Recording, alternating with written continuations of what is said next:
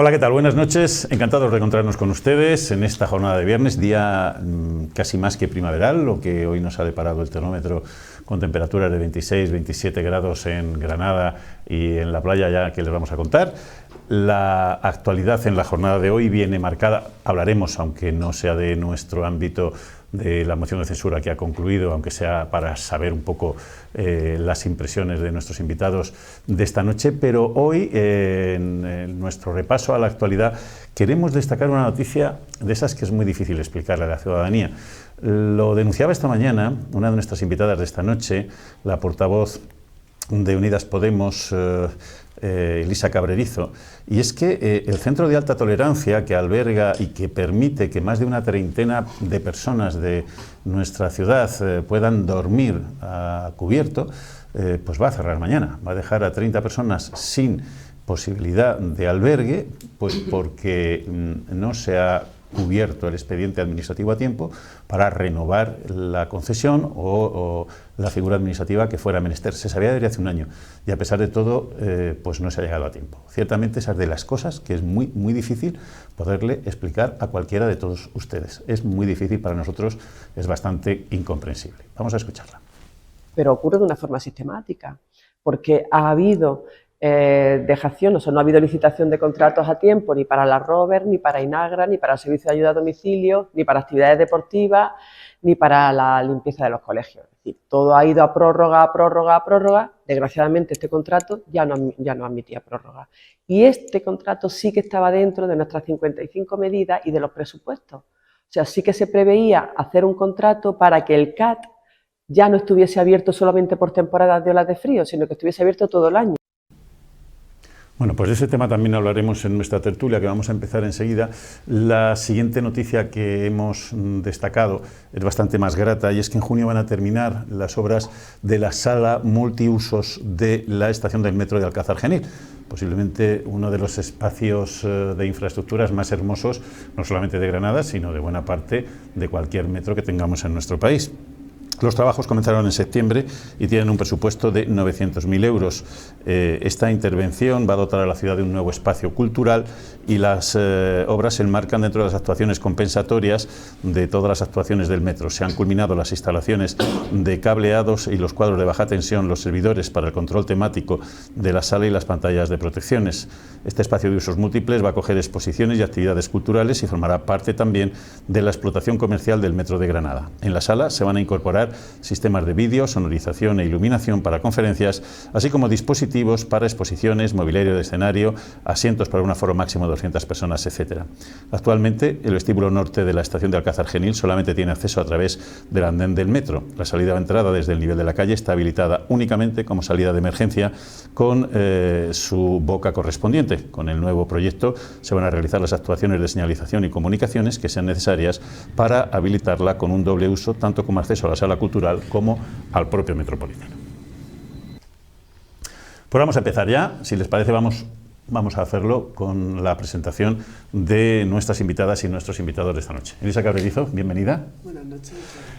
María Escudero, bienvenida. Hola, ¿qué tal? Tenemos a Domingo Funes, que se incorpora por primera vez a estas tertulias. Domingo, muy buenas noches. Y a Juan García Montero, que vuelve a estar con nosotros. Encantado, Sí, Juan. buenas noches. Buenas noches.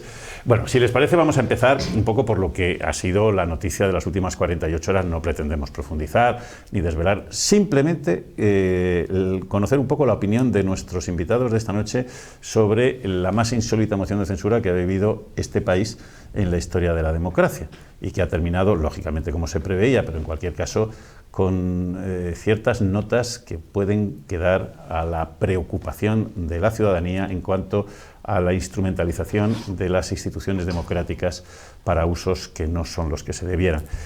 Vamos a empezar por ti, María. ¿Qué te ha parecido?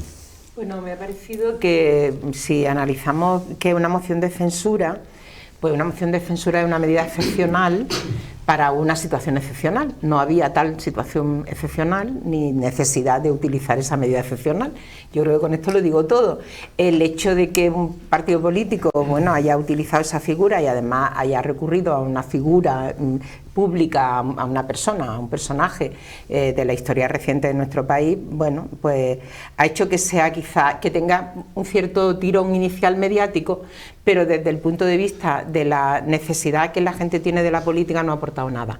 No solamente no ha aportado nada, sino que ha retratado al personaje, patético a mi modo de ver, desde el punto de vista humano y mucho más desde el punto de vista político, y también ha retratado al partido político que ha promovido esa moción de censura, que evidentemente no ha hecho más que decir y dejar claro que usa las instituciones democráticas, bueno, pues para una especie de parodia, porque desde el inicio se sabía en qué iba a quedar. En fin, patético. Elisa. Sí, yo creo que ha sido 2 días vergonzosos, porque efectivamente lo que se ha visto es ningún principio democrático y ningún respeto a la democracia. Es utilizar el foro que es de todas, pues para hacer un poco de pantomima. No ha habido una moción de censura como tal, es decir, no ha habido un candidato que se presente como tal a la próxima presidencia, no ha habido un programa de gobierno. Y bueno, y lo que se ha quedado patente es que cada cual ha podido hacer su propia moción y su propia defensa de sí mismo, de cada grupo y cada partido político que están en el Congreso. Ha sido muy vergonzoso exteriormente, y para nosotras también utilizar el foro común para algo que no era verdad, no era una moción de censura. Juan.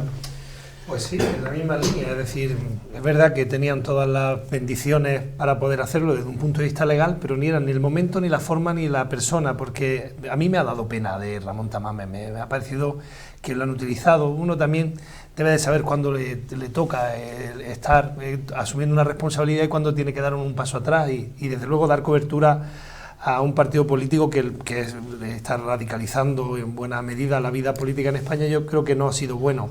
Ha sido, bueno, pues triste. Bueno, como decían mis compañeros de tertulia esta noche, bueno, cada uno ha podido posicionarse en el lugar que entendía que debía de hacerlo, y bueno, al final ha pasado sin pena ni gloria. No tiene sentido poner en marcha un proceso tan importante y tan relevante como es una moción de censura cuando apenas quedan unos meses para que haya unas elecciones generales, y cuando el motivo de la moción de censura era convocar esas elecciones generales, que además no tenía coherencia ninguna, de forma que, bueno, esperemos que no vuelva a suceder esto y que cuando se pongan en marcha artilugios legales como es tan importante y tan relevante como es el de la moción de censura, sean con un sentido y con un respaldo suficiente como para que al menos se puedan considerar que lo que se está debatiendo en el Congreso de los Diputados es algo serio y no una pantomima. Domingo.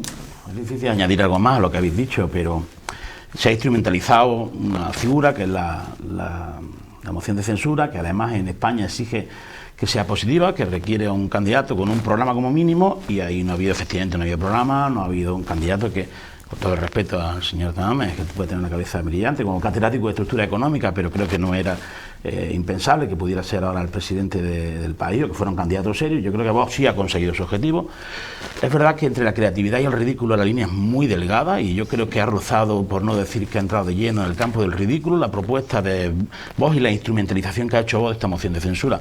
Pero desde luego sí han conseguido tener el foco encima de Vox unos días, reactivar cierta historia y poner también de manifiesto que es lo que querían ellos un poco, pues la división o el intento de acercamiento a división, porque es una relación de verdad muy compleja, porque están gobernando con ellos en Castilla-La Mancha, un intento de, bueno, contigo ni sin ti, que esa relación que tiene tan compleja el Partido Popular con el propio Vox, ¿no? Bueno, parece que hay unanimidad, además incluso lo hemos podido ver en los diferentes grupos editoriales que con matices, pero prácticamente han venido a concluir en lo mismo. Así que bueno, vamos a intentar pasar página. Nos da la sensación que dentro de muy poco de esta moción no va a quedar la menor huella en la memoria de la ciudadanía, con lo cual pues vamos a otra cosa, donde estamos ciertamente preocupados por ver la dinámica en que se está metiendo el gobierno de este país con el tema de la sede de la inteligencia artificial. La decisión, que pudo ser adoptada de manera discrecional, estaba dentro de las prerrogativas del gobierno, pero que se quiso plantear como un proceso de concurrencia competitiva en la cual habría que valorar los méritos de las ciudades que se presentaron como candidatas, baremarlos, sumarlos y en un proceso de transparencia y de rigor determinar qué ciudad se alzaba con la sede de la Agencia de la Inteligencia Artificial. Ya saben ustedes cómo ha acabado la cosa, bueno, o cómo está la cosa hasta ahora. Se otorgó a La Coruña con bastante poca transparencia, se ha recurrido esa decisión del Consejo de Ministros, Juntos por Granada fueron los primeros, la Universidad, el Ayuntamiento de Granada también, Juntos por Granada fue más allá, incluso pidió la suspensión cautelar del acuerdo del Consejo de Ministros y pedía también, exigía que se entregara el expediente. Algo que el Tribunal Supremo ha admitido, que pidió al Gobierno y que una vez en poder del Supremo se remitía a Juntos por Granada. La sorpresa ha sido comprobar que en ese expediente falta lo fundamental, la baremación. No está, no existe. Al margen de que, como pudieron comprobar ayer, porque tuvimos a uno de los representantes de Juntos por Granada en esta tertulia, muchas de las cosas que se plantean en ese expediente son bastante discutibles, por ser benévolos, pero en cualquier caso el elemento mollar de la decisión, es decir, la baremación, la puntuación capítulo por capítulo, no está. Algo que ha enfadado bastante a todo el mundo. Hemos escuchado al presidente de los empresarios decir que esto es una tomadura de pelo, al Partido Popular decir que poco menos que es un robo, al alcalde de Granada asegurar que va a seguir pidiendo explicaciones, en fin, todo el mundo bastante de uñas con el Gobierno, que desde entonces solo que ha hecho que hacer guiños a Granada con diferentes historias para ver si entendemos, nos calmábamos, nos tranquilizábamos y nos olvidábamos de la película, cosa que, visto cómo se está desarrollando el tema, parece bastante complicado, Juan. Pues sí, la verdad que lo que nació mal, pues sigue mal, y se ha demostrado con estas actuaciones judiciales que se han tenido que poner en marcha, se ha demostrado lo que nos temíamos mucho, y es que no habían considerado suficientemente un proyecto serio, solvente, bien montado, con unos respaldos impresionantes, con un trabajo de la Universidad de Granada impresionante y con algo que era el respaldo de todas las fuerzas y de todas las instituciones relacionadas con este proyecto, protegiendo el que, bueno, pues hiciera todo de la mejor manera posible desde el punto de vista local. Por desgracia recibimos un varapalo muy grande, inexplicable, porque haciendo un repaso de cuál era el proyecto de Granada para poder concurrir a ese mérito de ser la sede de la Agencia de la Inteligencia Artificial, pues la verdad que, bueno, aquello fue, como digo, un varapalo muy grande, pero la sorpresa es ver que es que todo el procedimiento se ha hecho mal, que es que no han tenido la más mínima consideración con la ciudad de Granada y con un proyecto serio. Bueno, creo que esto no sé cómo se resolverá, ¿no? Porque cuando ya se toman este tipo de decisiones, salvo que venga a haber una sentencia judicial impresionantemente fuerte, en el sentido de que obliguen al Gobierno a tener que reconsiderar bueno, pues ese proceso, la verdad que el panorama es complicado, y más allá, no solamente lo que afecta a este nombramiento de La Coruña frente a Granada, sino en todo el procedimiento, con toda la demás designación de agencias, si se han hecho de esta misma manera arbitraria o se han hecho marcando el más mínimo rigor. Bueno, pone en definitiva de manifiesto, y así lo debo decir desde la perspectiva del Partido Popular, bueno, pues la manera en la que este Gobierno nos tiene acostumbrado a hacer las cosas. Que sepamos, Teruel recurrió, se le ha dado mucha menos repercusión mediática, pero recurrió la adjudicación de la agencia espacial, de la agencia que fue a Sevilla, y Granada recurrió la de inteligencia artificial, que sepamos son las dos únicas que se han adjudicado hasta el momento. Elisa, ¿os planteáis colocar sobre la mesa del ayuntamiento que se pida la suspensión cautelar del acto? ¿Del acuerdo del Consejo de Ministros? Bueno, ya se planteó el tema del recurso, ¿no? Eso fue lo que... El recurso sí, pero la suspensión cautelar no se ha pedido, ¿no? No, aquello no se pidió, y no se ha planteado dentro del ayuntamiento, eso no se ha planteado. Pero yo creo que aquí hay dos cuestiones. Una es que la administración con demasiada frecuencia no es tan colaboradora con la justicia, no suele mandar... El Tribunal Supremo nos consta que tiene un rebote importante. No suele mandar nuestra administración. Esto es una cosa muy general, que la administración no manda todos los expedientes que solicita justicia. Le cuesta mucho trabajo mandarlo, eso por un lado. Y por lo otro es verdad que esto es la forma en la que se convoca, ¿no? Si la sede se convoca como una concurrencia competitiva, hay que valorar méritos.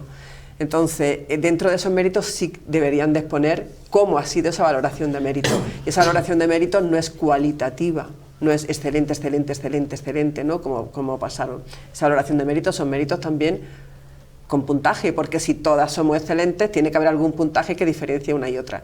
Decir, por ejemplo, que Granada no se ha conseguido por nuestra conexión aérea, pues deja mucho que desear, porque entre lo que en la convocatoria lo que se hablaba era de esos méritos científicos que los teníamos, y también en poblaciones que necesitasen más desarrollo y que tuviesen más nivel de paro. Bueno, que la conectividad aérea de La Coruña no es la de Nueva York, tampoco. O sea, No, pero quiero decir que nosotros cumplíamos aquello.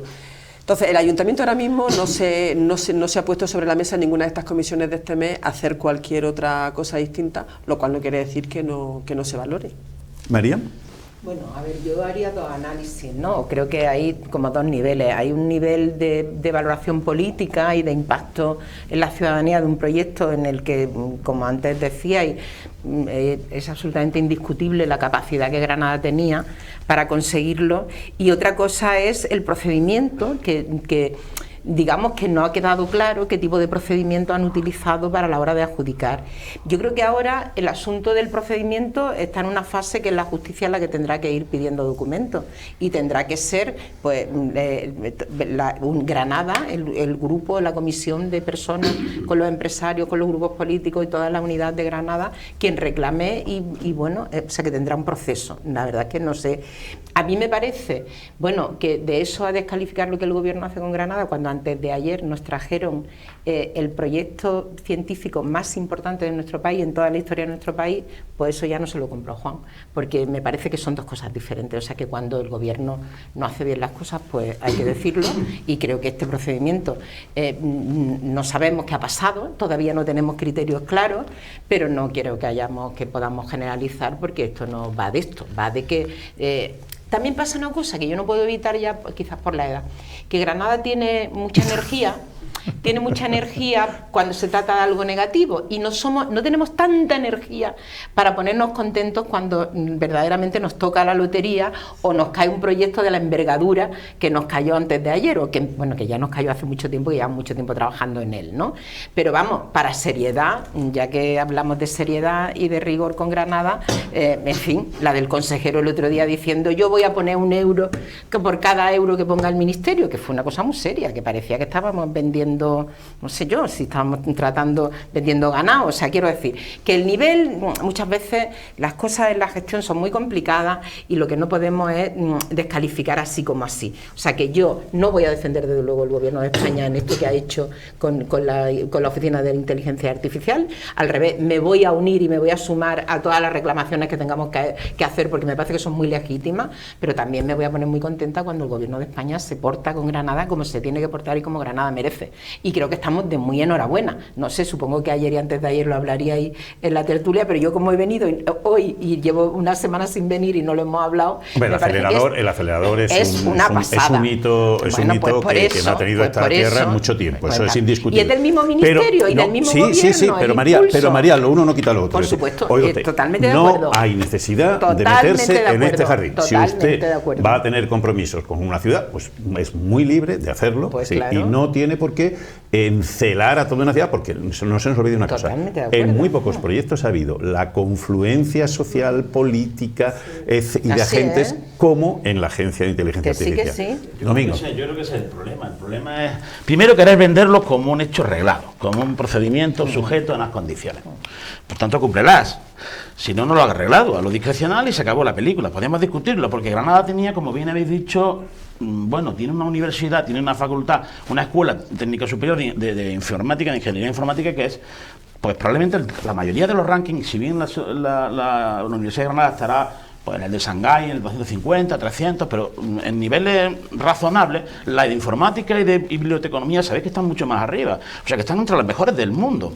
Tenemos a 4 o 5 expertos con más referencias en todas las revistas técnicas, publicaciones, etcétera, a nivel mundial. Tenemos un un hub de empresas vinculadas a la tecnología alucinante. Es que en esta ocasión es que iba de suyo a Granada, iba de forma natural, no hacía falta hacer historia. Cuando algo va de forma natural a otro sitio podemos entenderlo, pero cuando una vez le toca a Granada nadie puede decir, bueno, como no va a tocar al otro, esto ya no. Pero si es que esto era absolutamente natural. Y además con el déficit de aportaciones, de inversiones que ha habido históricamente con Granada, pues la verdad es que duele. Es verdad que lo otro nos alegramos un montón, hay mucha gente que se alegra un montón. ¿Cómo no nos vamos a alegrar por el acelerador de partículas, aunque realmente activo esté 5 años, ¿no? Por todo lo que significa el acelerador de partículas?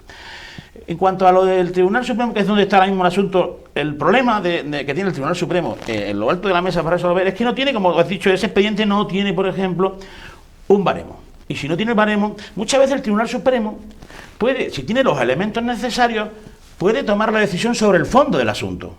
Pero si no tiene los elementos necesarios, no puede tomar la decisión sobre el fondo del asunto. Por tanto, lo más que aspiramos, desde mi punto de vista, a nivel del Tribunal Supremo, es una sentencia que puede anular, porque se lo está buscando a pulso el que haya organizado el tinglao, se está buscando a pulso que se anulen los actos, pero no puede decidir dónde va. Puede ordenar que retrotraer las actuaciones, por tanto, vamos al principio. Celebrar la vergüenza al gobierno, pero no cambiaremos nada. Volveremos al mismo sitio y seguramente luego se decidirá. Intuyo, esto es mucho adelantar ya, pero intuyo que sería así, salvo que hubiese otro gobierno y entonces interim hubiese cambio de gobierno, elecciones o lo que sea, porque estas cosas son violentas y no sabemos nunca cómo pueden terminar, y tengamos, bueno, pues la suerte de que alguien lo valore de forma objetiva, que es lo que creemos y echamos en falta, que sea de forma objetiva y justa, porque en esta vez Granada tenía muchísimas posibilidades de ganar, y eso es lo que nos duele, ¿no? Que por una vez que cuadra todo absolutamente, que no seamos beneficiarios por una cuestión, bueno, claramente, en fin, política, ¿no? De una decisión discrecional, ¿no? Juan, sí. Una breve alusión. Sí, vamos. Estamos en debate.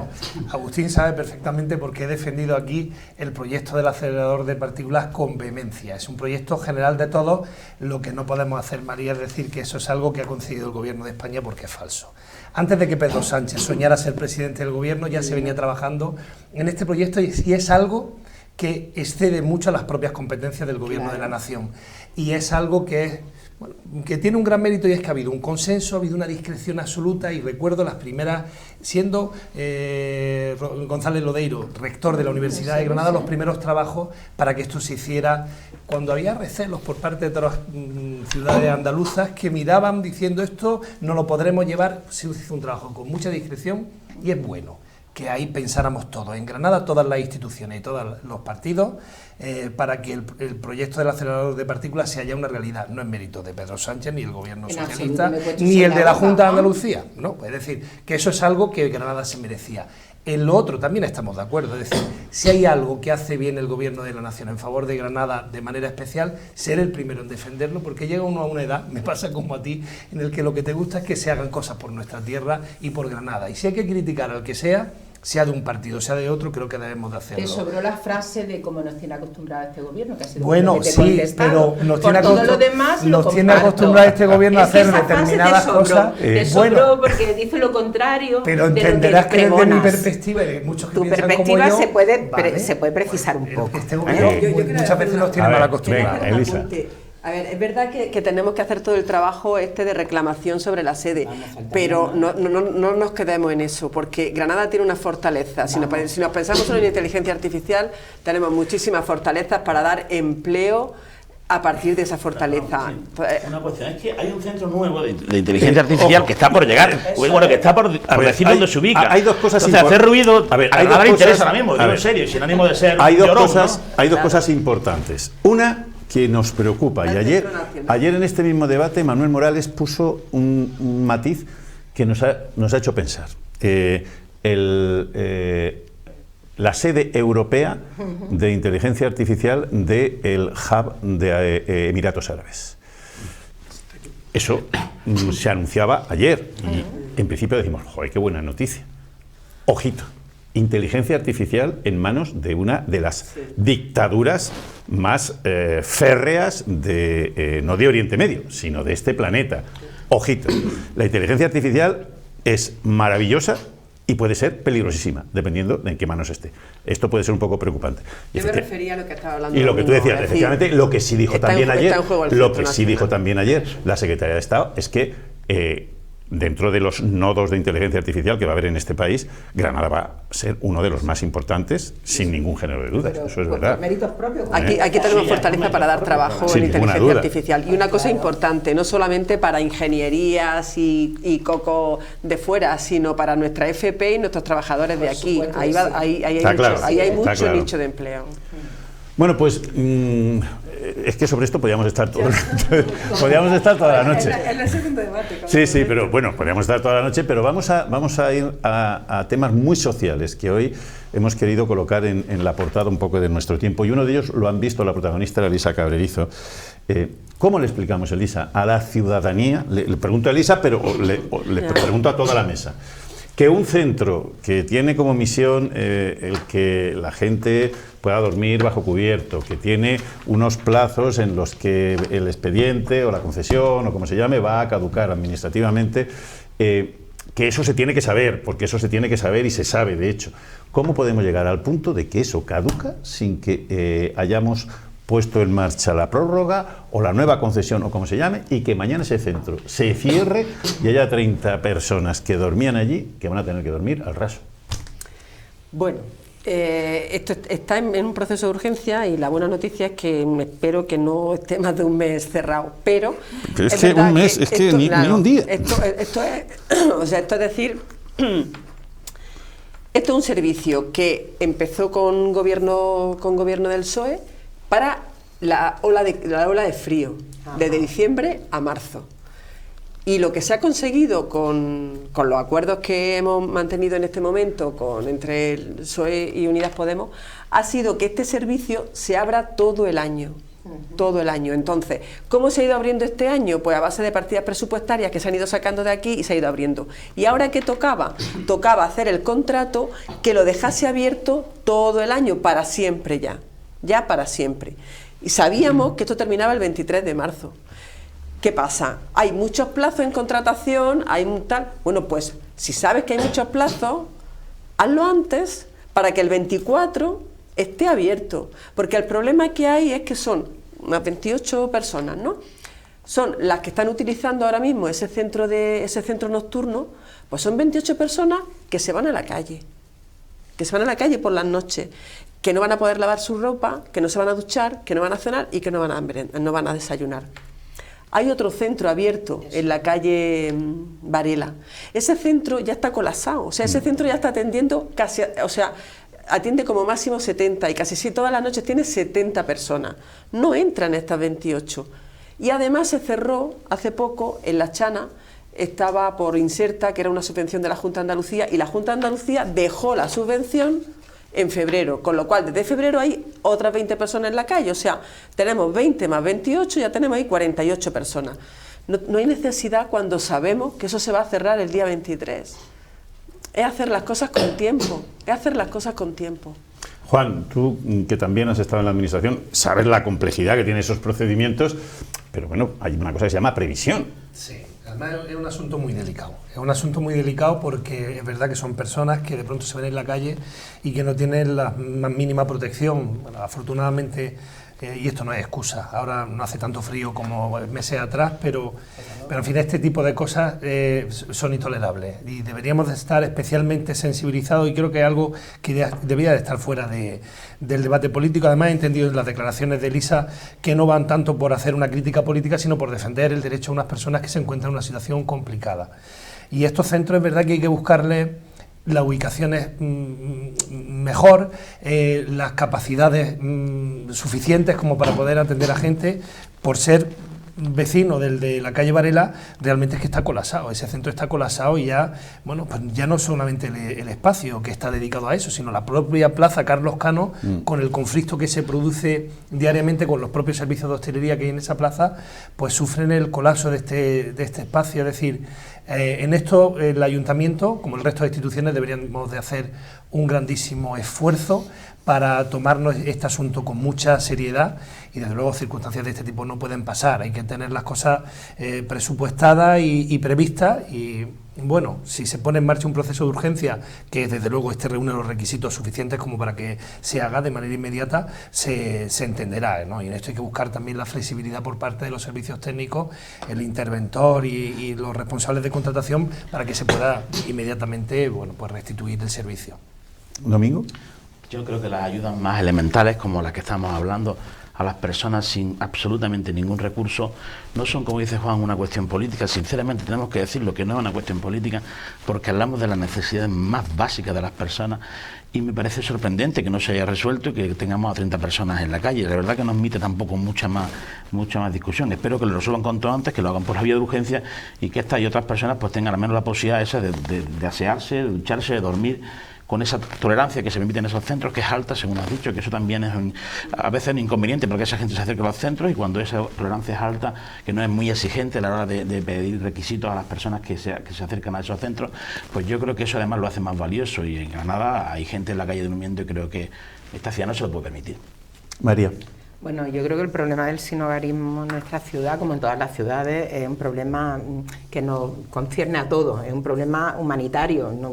En fin, no conocía yo el tema, me he enterado aquí cuando te he visto, no he podido averiguar qué ha pasado, no lo sabía, no tengo la información. Supongo que habrá sido una concesión, o que era una concesión a una entidad sin ánimo de lucro, o a una... Sí, esto lo claro. está llevando Fundación Atenea. ¿Ves? Entonces, bueno, pues esto ha sido un problema administrativo que estoy completamente segura de que se tomarán el máximo interés para resolverlo. Que no quiere decir que con eso resolvamos el problema del sinhogarismo en nuestra ciudad, que es de largo recorrido, y que además merecería la pena, de verdad. El sinhogarismo se resuelve con vivienda y con educadoras sociales. Y con muchas cosas, ¿no? Quiero decir que con 6 plazas, 10, 30 plazas, no, porque es un problema estructural de las sociedades que expulsan a determinadas personas que no entran en los códigos en los que las otras personas sí entramos. Entonces, bueno, la verdad es que lo siento muchísimo, y desde luego cuando salga de aquí voy a tomarme todo el interés en llamar a quien tiene la competencia directa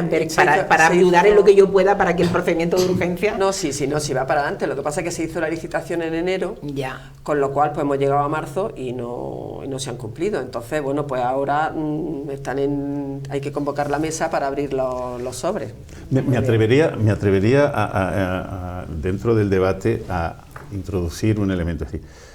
¿Cómo es posible que los procedimientos administrativos sean tan sumamente draconianos que hay que tener todas las garantías del mundo y con el dinero público absolutamente? Tiene que haber un término medio. No, yo creo que todos los que habéis estado en la administración lo habéis sufrido, lo habéis padecido, y te lleva las manos muchas veces a la cabeza. ¿Cómo es posible?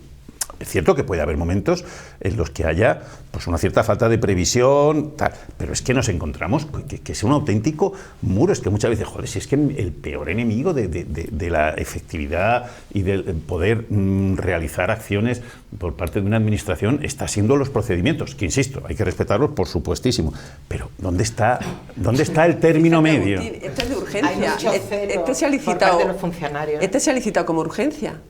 Y de enero a marzo... Pues es que de enero a marzo son 2 meses. Y está licitado como una urgencia. Pero es verdad que es un tocho la burocracia, un tocho. Pero eso habrá que arreglarlo, un tocho, Juan. y un tocho la área, un tocho que cuando llega a un expediente a un área es no sé cuántos meses para que ese área estudie el expediente, otros no sé cuántos meses para que pase a la siguiente área. Entonces, tiene que tener tantas firmas. Pero lo que no puede ser es que el peor enemigo de la efectividad sea exacto. ese. O sea, la norma hemos regulado en la ley 39 de 2015 la ley de procedimiento administrativo común y la ley del 40 de 2015 también el sector público, hemos regulado eso y estamos diciendo vamos a la legislación que ordenemos, en el caso municipal la que corresponda, ¿verdad? Vamos a hacerlo de forma inteligente, vamos a hacer análisis de la normativa que tenemos, vamos a evitar desdoblamientos, vamos a acelerar los procesos, pero no se hace. Al final seguimos enterrados en un sistema excesivamente burocrático que ocurre luego, pues estas cosas, que siendo urgente llevamos 2 meses sin solución, ¿no? Tiene que haber, desde luego, entre lo público y lo privado. Lo cierto es que lo privado, y no estoy defendiendo lo privado, simplemente estoy haciendo una comparación. En lo privado, cuando tienes que tomar una decisión, a la que vuelvo yo, a la empresa privada, pues busca las opciones que son mejores, las que te hacen la mejor oferta y toma la decisión en 30 segundos. Y en 30 segundos tienes lo que necesites en el lugar donde te haga falta, se hace el pago sobre la marcha. El sector público es tan complejo. Hemos llegado a desconfiar tanto de la política, no de los políticos, de la política en general, que hemos puesto tantas trabas para tomar decisiones que deberían de ser ultra rápidas, que lo que debería de costar 1 euro termina costando 3 y además se paga con 6 meses de retraso. Eso no puede ser, algo hay que hacer, porque desde luego habrá circunstancias en las que sea, no sé, la concesión del servicio de limpieza, en el servicio de suministro o gestión del agua, o grandes contratos del transporte público. Evidentemente, eso tendrá que hacerse con mucha parsimonia y con todas las cautelas porque son contratos millonarios. Pero pequeños contratitos de 5.000, 10.000, 6.000, 4.000 euros, 30.000 euros, que para el presupuesto municipal no es mucho, deberían de hacerse con otra agilidad, con todos los controles necesarios, pero no con más de los necesarios. Decías tú, es que hay muchos celos de la... Hay un celo, del funcionariado. Una desconfianza, porque hay, bueno, a ver, en los procedimientos al final, bueno, yo creo que la forma y el fondo son casi la misma cosa. O sea, en la administración, tú decías, es que claro, la iniciativa privada es dinero privado. Entonces, cuando tú estás en la administración estás gestionando dinero público, finalmente estás gestionando dinero de todos. No solo dinero, sino también la garantía del acceso igualitario de los ciudadanos a los servicios públicos. Y por tanto ahí hay dos cosas que hay que combinar, que no son fáciles. ¿Qué ocurre? Bueno, pues que los funcionarios en el ejercicio de sus funciones, valga la redundancia, se han vuelto, yo eso sí lo he percibido a lo largo de toda mi carrera, mi paso por la administración. Yo he visto que hay mucho más celo por parte de los funcionarios. Tienen, bueno, se han visto... Desconfianza, el celo tiene que ver con la desconfianza y es desconfianza pues porque muchos funcionarios públicos se han visto denunciados por procesos. Pues claro que se ha judicializado el trabajo de los funcionarios y eso ha tenido que ver, a pesar de que también, y creo que eso es una parte buena, pues que se ha acabado la discrecionalidad que antes había en los procedimientos administrativos. O sea, que las cosas tienen siempre un lado bueno y un lado, hemos pagado un alto precio porque haya más transparencia, porque haya más rigor, porque se pueda acudir de una manera eficaz a conocer en cada momento cómo está el procedimiento, que bueno, que a través del acceso electrónico cualquiera lo puede hacer. Todo eso es verdad, pero también es verdad que somos lentos, somos muy lentos. Y además yo creo, esto no es la primera vez que lo he hablado, incluso en algún encuentro internacional, creo que es un mal endémico de todas las administraciones de todos los países del mundo.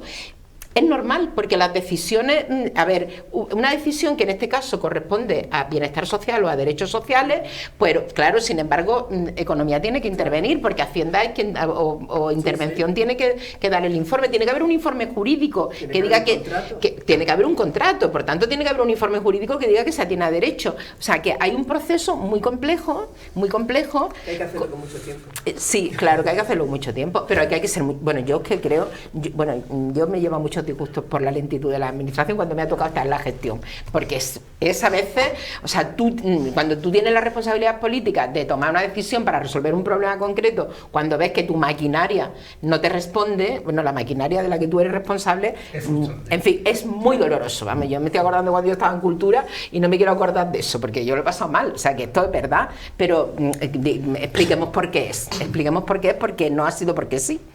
No, es curioso que siendo garantista, porque lo que busca la legislación que regula los procedimientos administrativos, lo que busca es garantizar que el dinero vaya a donde tiene que ir, de la forma en que tiene que ir, es curioso que eso contrasta con el nivel de corrupción tan altísimo que estamos padeciendo, ¿no? Con lo cual algo falla en el discurso de que eso es garantista. Yo no estoy de acuerdo con eso. Yo, sin embargo, percibo que hay un nivel de corrupción basal, por llamarlo así, que nos llega por encima de las rodillas. Es decir, que es muy alto y lo estamos viendo todos los días, a todos los niveles, por cierto. Recientemente temas de Guardia Civil, temas de no sé qué, o sea, a cualquier día abres el periódico y te encuentras con un montón de casos. El procedimiento administrativo, de adjudicación, por ejemplo, ¿no? Eran casas cuarteles, creo recordar, en este caso el que acabo de mencionar. Es curioso porque la garantía a veces se torna, es decir, a pesar de la garantía del proceso, siempre hay un hueco donde la discrecionalidad entra y donde entra eso. Digo, queremos ser muy garantistas, pero al final lo que hacemos es que el día a día habitual, en el que necesitamos un poquito más de agilidad, se ve ralentizado por mor de unas garantías que luego finalmente no consiguen el objetivo de eliminar la corrupción. Y ahí ahí sí hay una contradicción que deberíamos de estudiar un poquito más a fondo. Ya digo que la legislación europea nos está diciendo, lo sabréis, legislen ustedes mejor, legislen de forma más inteligente, la Smart Regulation, y legislen ustedes de forma más integradora, y no hagan ustedes normas al tuntún, que esa es otra de nuestras aficiones favoritas, hacer muchísimas normas para enterar las anteriores y que nadie sepa a la hora de relacionarnos con la administración o la administración entre ella misma, ¿no? Sí, es que lo que dice Domingo tiene mucha razón.